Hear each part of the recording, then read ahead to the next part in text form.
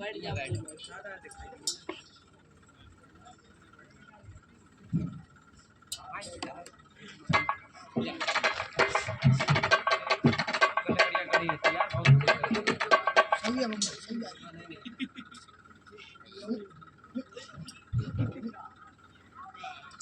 तारक ने आगे बढ़ाए थे। अरे यार एक तो चेहरा ना आज पूर्वानो सिंह चेहरा ये कट का चेहरा आ रहा यार लोड़ा बड़ा यार आगे दूर अरे दूर बड़ा ना पीछे बाइक फेंक नीचे में लुढ़क है जे अब रख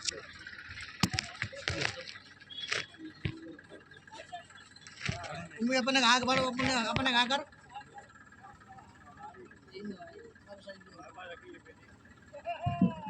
कटवा दो यार परीक्षित महाराज ध्यान दें।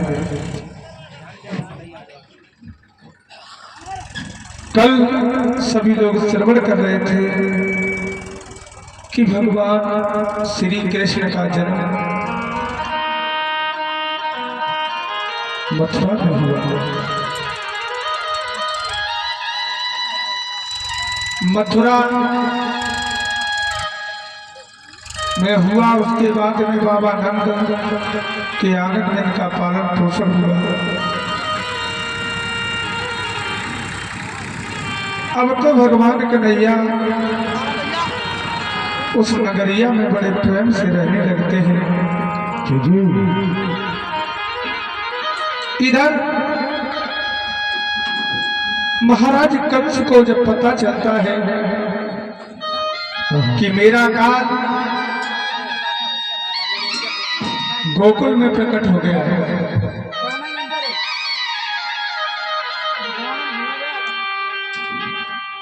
और अब तो मुझे बहुत ही दिक्कत हो रही है, क्योंकि अगर मेरा काल जीवित रहा परीक्षित महाराज तो मुझे वो किसी न किसी दिन मार देगा। कितनी बड़ी सुंदरता, कितनी बड़ी सुंदर बात कही।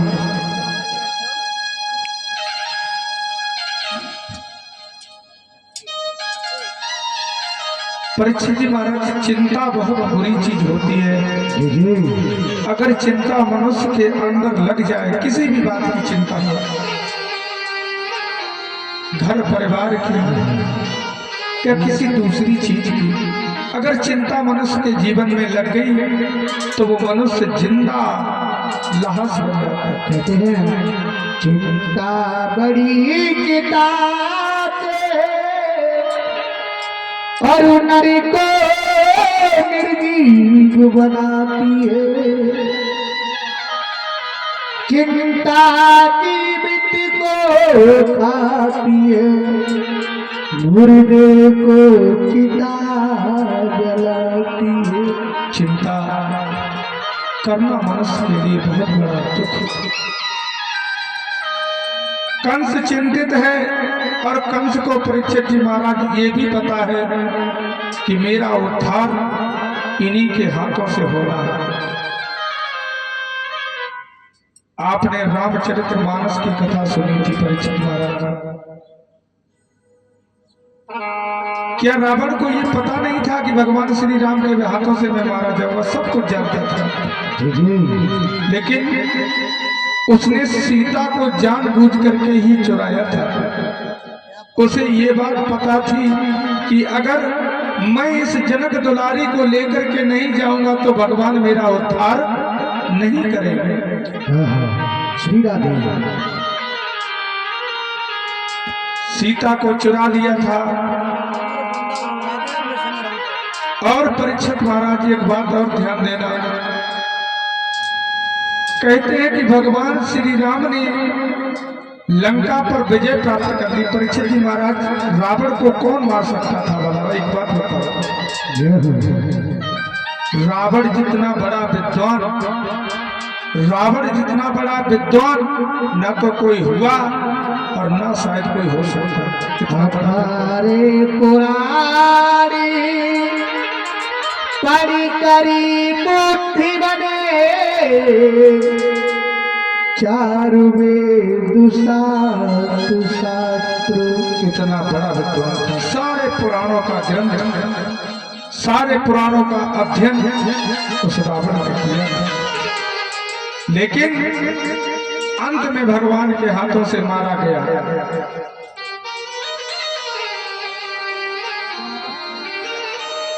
बड़े बड़े आए और इस दुनिया से चले गए। परीक्षित जी महाराज एक बात और बताएं, भागवत तो होती रहती, लीलाएं सब जानते हैं। केकई को लोग कलंकित बताते हैं कि केकई बहुत बड़ी कलंकिनी थी। मैंने आपको उस दिन रात्रि में बात चल रही थी, शायद आपको याद हो। दोस्तों, केकई माँ जैसी माँ होना मुश्किल है।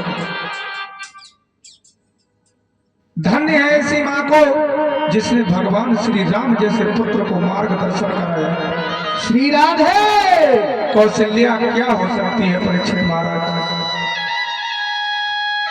और वनवास का कारण श्री राम थे।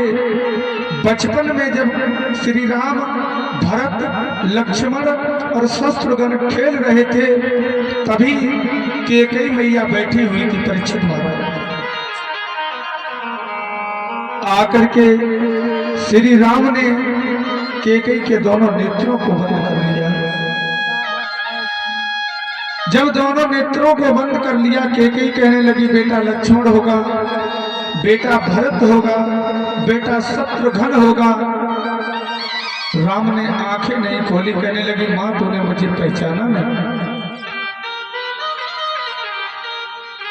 केकई कहने लगी बेटा राम मेरे नेत्र खोल दो, आपको जो मांगना हो वो मांग ले।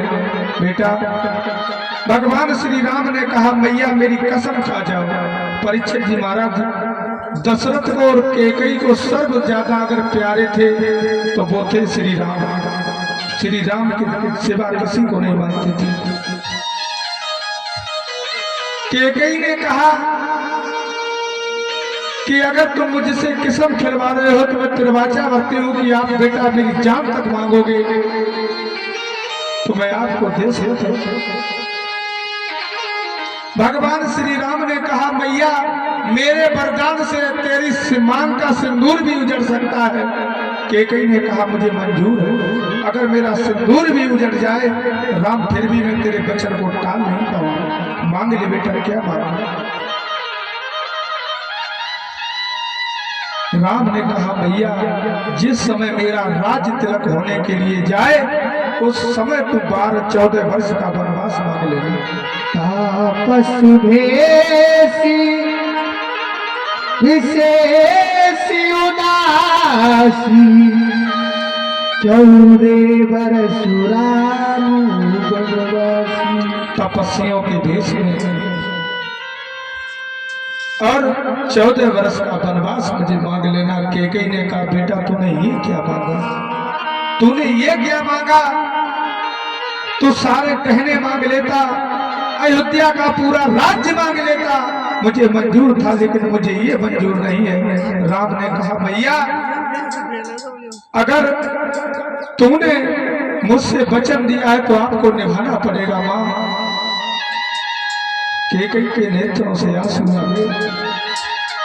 इसीलिए महारानी केकई ने महाराज दशरथ से वो 2 वरदान मांगी थी, क्योंकि वो राम की कसम पहले से खाई बैठे थे।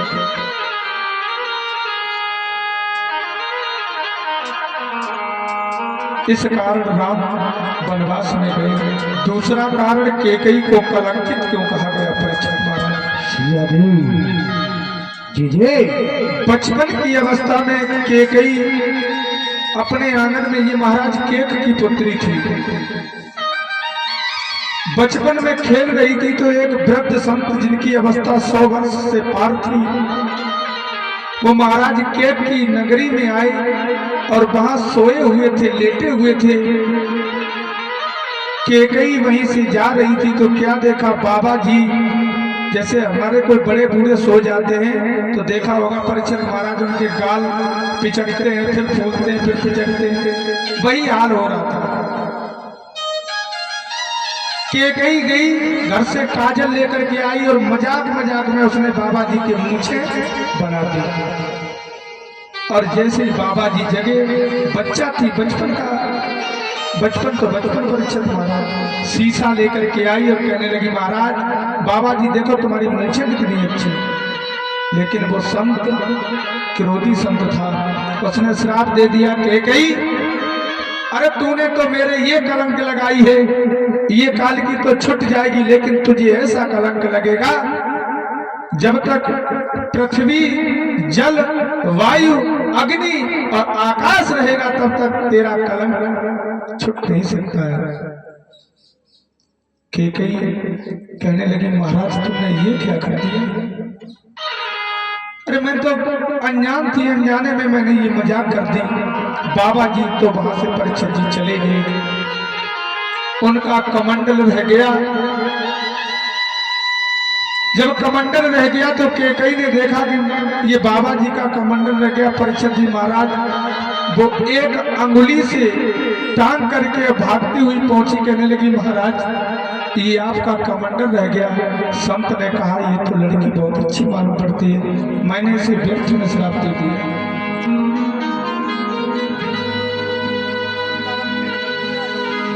बेटी तुम किस अंगुली से कमंडल टांग करके लाई हो?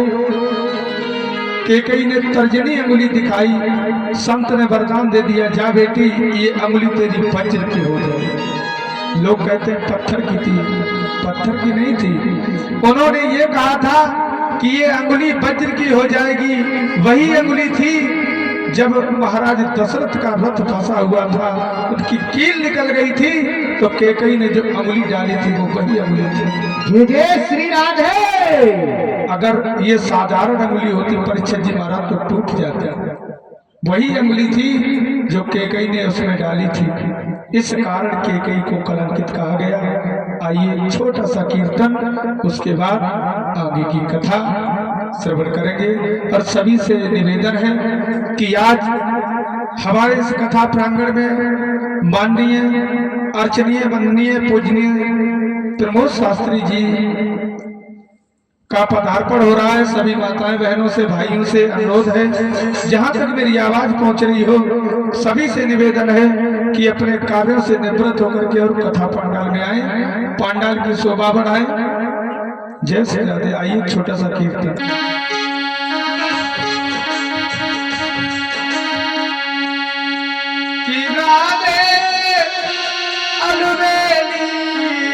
सरकार मेरा तेजा राधे राधे।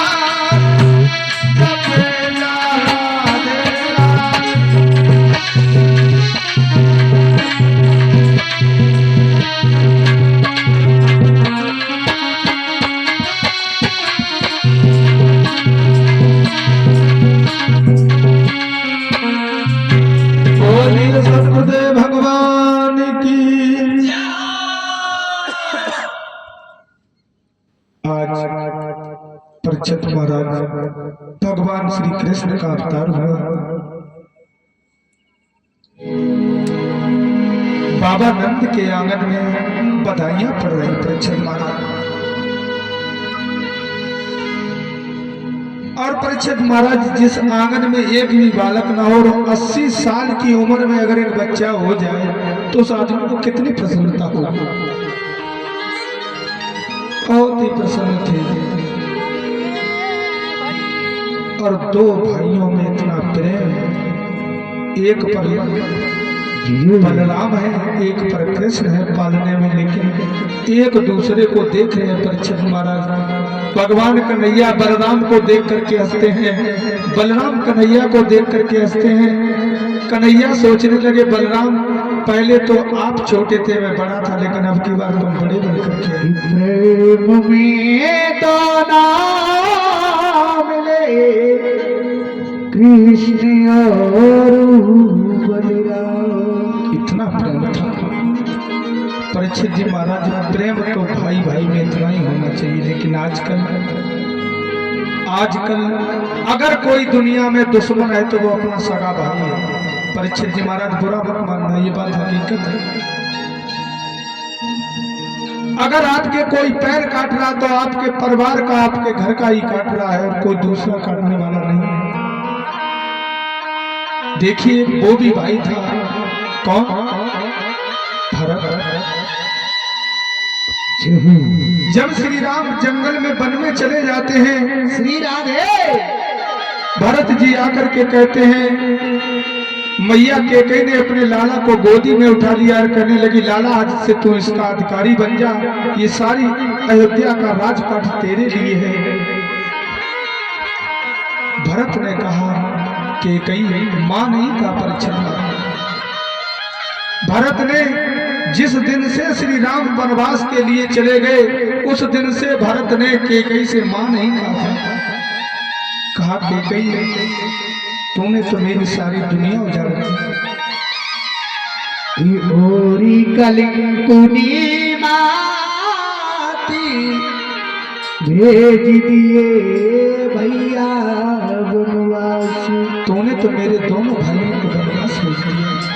उसी दिन से परीक्षित जी महाराज भरत ने प्रतिज्ञा कर ली थी कि मैं इस अयोध्या का राज नहीं करूंगा।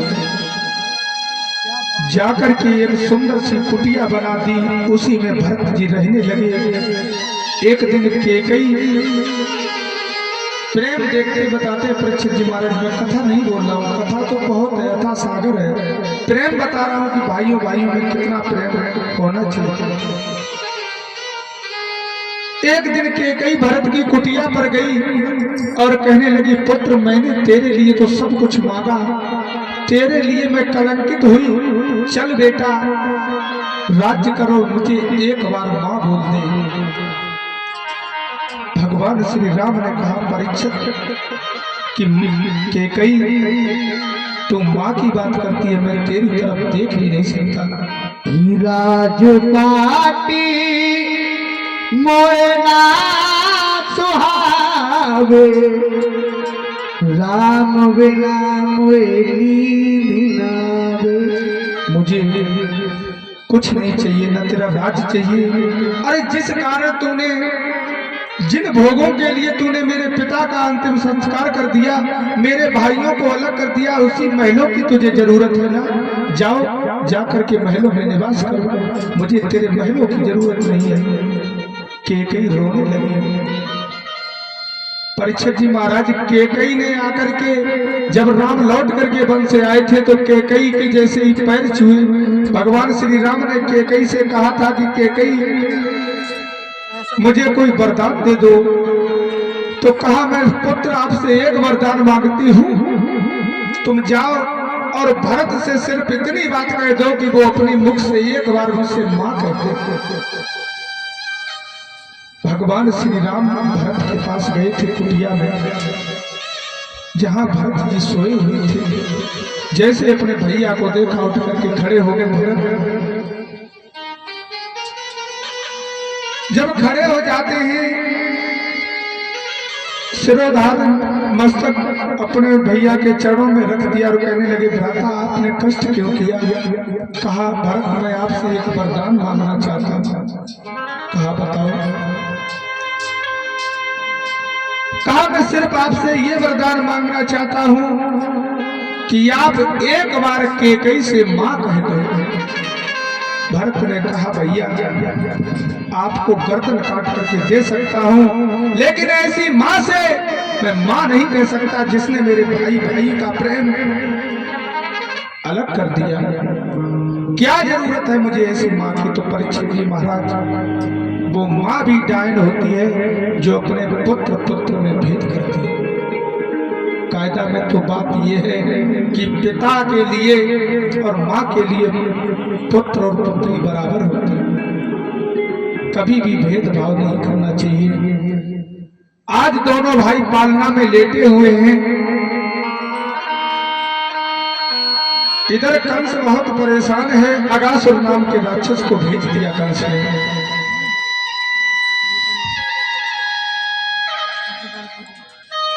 अरे अगासुर नाम के राक्षस को भेजा, पालना लेटा हुआ पड़ा हुआ था। वायु का रूप धारण करके आता है वो, और वायु बनकर के जैसे ही आया, दिन तीसरा था, सभी ब्रज गोपियां आंगन में खेल रही थी, बधाइयां डाल रही थी, नाच रही थी। उसने विशाल रूप धारण किया और रूप धारण करके आज हवा को पालने से हिलाने लगा।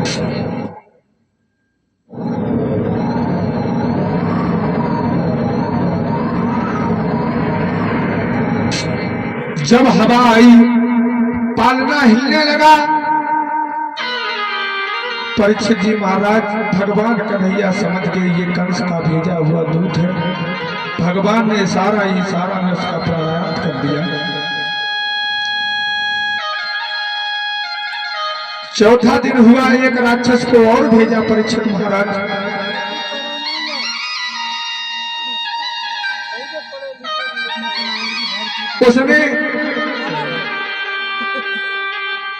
उसने आकर के यही उत्सव मचाया, उसका भी प्रभु ने उद्धार कर दिया। अंत में दिन पांचवा था। दिन पांचवा था परीक्षित जी महाराज, बहुत ही बधाइयां, नामकरण संस्कार हो रहा था। तब तक क्या देखा, सभी भाई आए हुए हैं, सभी प्रेम से और विशेष ध्यान दें। सभी लोगों से निवेदन है, आदरणीय हमारे परम पूजनीय गुरुदेव प्रमोद शास्त्री जी दिल्ली से आ चुके हैं। सभी लोगों को सूचित किया जाता है भारी से भारी संख्या में आए, उनके मुखारबिंद से कथा को सुने, अपने जीवन को धर्म बनाए तो महान कृपा होगी। जय जय श्री राधे। और सभी से निवेदन है कि हमारे गुरुदेव जी आ चुके हैं। सभी माताएं बहनों से भाइयों से अनुरोध है कि अतिशीघ्र कथा पंडाल में आए और कथा पंडाल की शोभा बढ़ाएं। एक छोटा सा कीर्तन।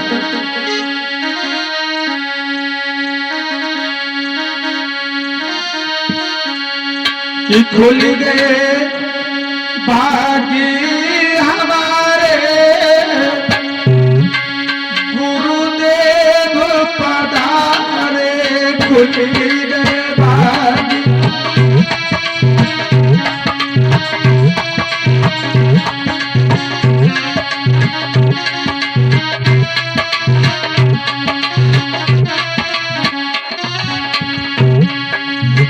खुल गए भागी हमारे गुरुदेव पधारे, खुल गए भागी।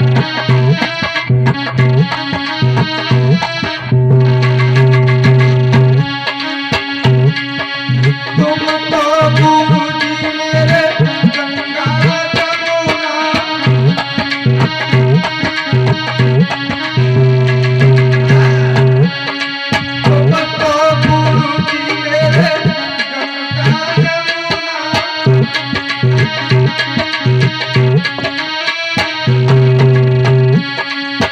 हम छोटे से लाले गुरुदेव पधारे।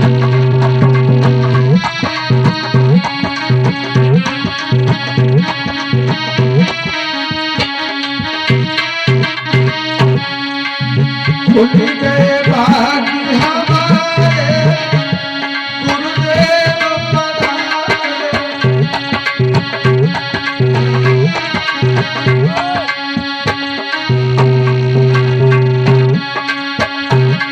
ताली बजा लो, बोलिए सदगुरुदेव भगवान की, बोलिए परम पूज्य गुरुदेव भगवान की।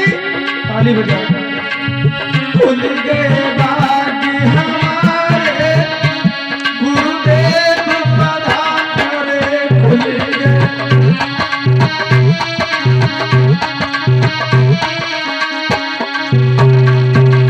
तुम तो गुरु जी मेरे चंदा सूरज।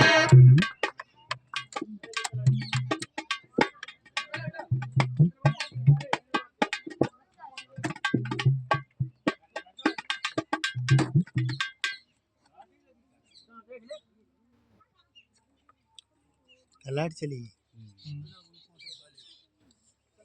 हाँ, बढ़िया।